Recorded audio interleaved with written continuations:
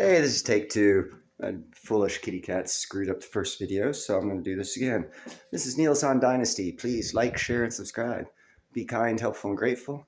Buy yourself some silver and platinum, and be happy you did. This is about continuation report on Ukraine's leader going away. I did a report a couple months ago about the head Ukrainian general saying that this guy who runs Ukraine is a cuckoo for Cocoa Puffs, and they'd already lost the war, but he didn't want to admit it, so he just kept throwing flesh into the grinder so he could keep his power. Now the Ukrainian people are getting sick of him. And we gave this fool billions of dollars. Yay, stupid Americans. Woo, go stupid Americans. That's who it's from. It's about, 3 hours old. No plagiarism here, folks. I am not the president of Harvard. Amid the uproar of Ukrainian politics, President Vladimir Zelensky's destiny is navigating uncertain twists and turns. According to a report by RT, Zelensky is apparently getting the boat this year. The so-called wartime hero is facing an imminent eviction, as predicted by former People's Deputy of Ukraine Viktor Medvedchuk. Exiled Ukrainian opposition leader Viktor Medvedchuk has said President Vladimir Zelensky is doomed to be ousted this year, having antagonized all his domestic and foreign allies.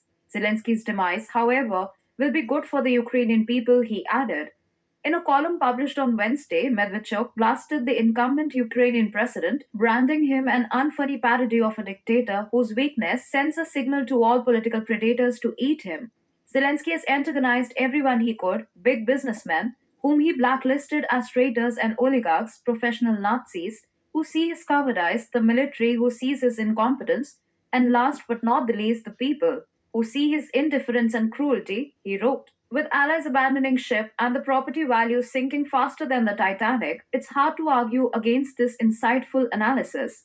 In this unfolding chapter of Ukrainian politics, keep an eye out for the supposedly inevitable ousting of President Zelensky, the traitor who couldn't quite convince anyone of his hero status. Zelensky seems to have collected quite the fan club, big businessmen labeled as traitors, professional Nazis, pointing fingers at his cowardice, disgruntled military personnel questioning his competence, and a general public accusing him of indifference and cruelty. It's a real party. Medvedchuk predicts Ukraine is on the fast track to a national disaster, especially when the Western cash cow for this proxy war against Russia starts drying up. In his not so humble opinion, it's time for Ukrainians to grasp the impending doom. But fear not, Viktor Medvedchuk says if Zelensky bites the dust, it's not a defeat for the Ukrainian people, it's a victory lap. Apparently, Zelensky has been playing the betrayal game for so long that a change in leadership would be a breath of fresh air, saving the people from being sold out as cannon fodder. Medvedchuk believes Russia is the answer to Europe's impoverishment, presenting it as a lifeboat for Ukrainians. According to him, a mass exodus to Russia in 2024 will be the silver bullet not just for those fleeing but for everyone involved. Apparently, Russia has become the hottest destination for Ukrainians seeking a change of scenery. Numbers thrown around suggest that a whopping 5 million Ukrainians headed east after things got heated in 2022. Putin, the gracious host, sees Russians and Ukrainians as long lost siblings. Guess what's on the horizon? Zelensky's grand exit from power is causing quite the stir. Prepare for the upcoming spectacle in Kiev, where high officials, commanders, and the army chief are apparently sharpening their knives for a post Zelensky feast. It's like a political Hunger Games Ukrainian edition. As the war hangs in the balance, the elite class is gearing up for a cannibalistic showdown once Ukraine inevitably bites the dust, with everyone pointing fingers at Zelensky for the supposed ruination of Ukraine. Even the West has pulled the plug on aid, leaving folks scratching their heads. Why not just talk to Russia and end this never ending war? Despite army chiefs waving the white flag and admitting the counteroffensive is going nowhere, Zelensky seems to be in his own world, determined to drag out the war. Because who doesn't love a good prolonged conflict when your nation is on the brink? The Ukrainian political circus just got a new act, the dramatic power struggle between Zelensky and General Zaluzhny. Zelensky, the master of downplaying, talks about his working relationship with General Zaluzhny conveniently ignoring the blatant conflicts and rumors of the general's imminent pink slip. But hey, we wouldn't want to help the enemy by acknowledging that our top leader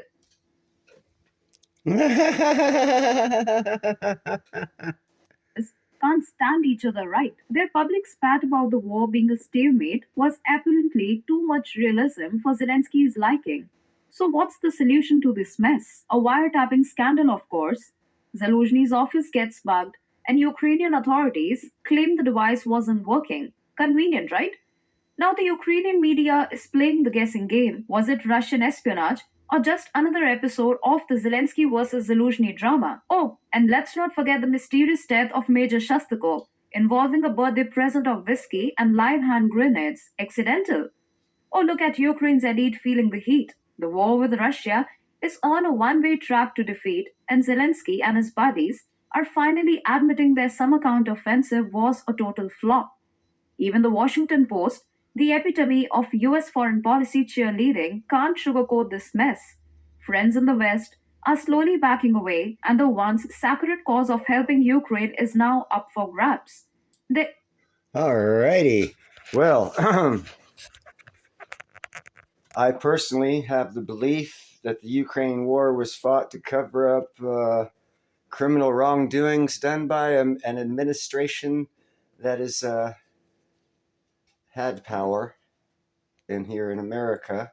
I won't mention any names, but I'm pretty sure that's why we paid the politicians over there with U.S. tax dollars, because, you know, the man wanted it. Big Joe wanted his 10%, I guess. So we sent him $100 billion worth of crap, all to cover up, in my opinion, illegal activities by politicians here in America.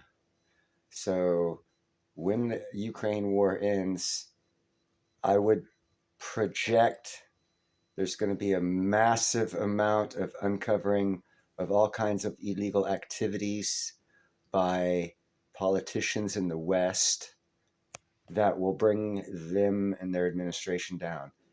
That is my hope. But, you know, it all depends on how quickly these guys in Ukraine get rid of Zelensky. You guys have a nice evening, and I hope you enjoyed this report. Talk to you later. Bye.